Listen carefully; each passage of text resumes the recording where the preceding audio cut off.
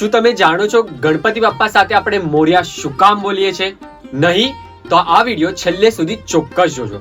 આ મોરિયા પાછળની વાર્તા એવી છે કે મહારાષ્ટ્રના પુણે શહેરથી 15 કિલોમીટર દૂર ચિંચવડ ગામમાં 1375 ની સાલમાં જન્મેલા મોરિયા ગોસાવી ગણેશજીના પ્રખર ભક્ત હતા. તેઓ દર ગણેશ ચતુર્થીએ ચિંચવડથી 75 કિલોમીટર દૂર મયુરેશ્વર ગણેશ મંદિર દર્શન કરવા જતા હતા. મયુરેશ્વર ગણેશ મંદિર મહારાષ્ટ્રના અષ્ટવિનાયક ગણેશ મંદિરમાંનું એક છે.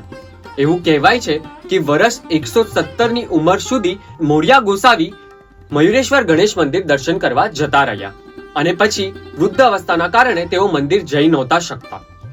એક દિવસે ગણેશજી તેના સ્વપ્નમાં આવ્યા અને તેમને કહ્યું, કાલે સ્નાન કરતી વખતે હું તને દર્શન આપીશ. બીજા દિવસે મોરિયા ગોસાવી ચિંચવડના કુંડમાં સ્નાન કરવા ગયા.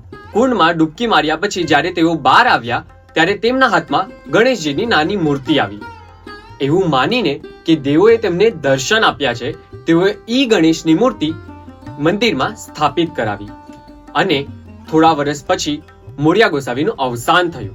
અવસાન થયા પછી તેમની સમાધિ પણ ત્યાં જ બાંધવામાં આવી અને આ કારણે આ સ્થળ મોરિયા ગોસાવી મંદિર તરીકે ઓળખાય છે. પુણે શહેરથી ગણપતિ બાપ્પા મોરિયાનો જયઘોષ શરૂ થયો અને આજે આખા દેશમાં ગણપતિ બાપ્પા મોરિયા કહીને પ્રિય ગણપતિજીનો જયઘોષ કરવામાં આવે છે. આવી જ રસપ્રદ માહિતી જાણવા માટે જોતા રહો, વાંચતા રહો gujaratimiddle.com. સબસ્ક્રાઇબ કરો Gujarati mid day. Bell icon પર ક્લિક કરીને મેળવો તમામ વિડીયોના ડાયરેક્ટ નોટિફિકેશન.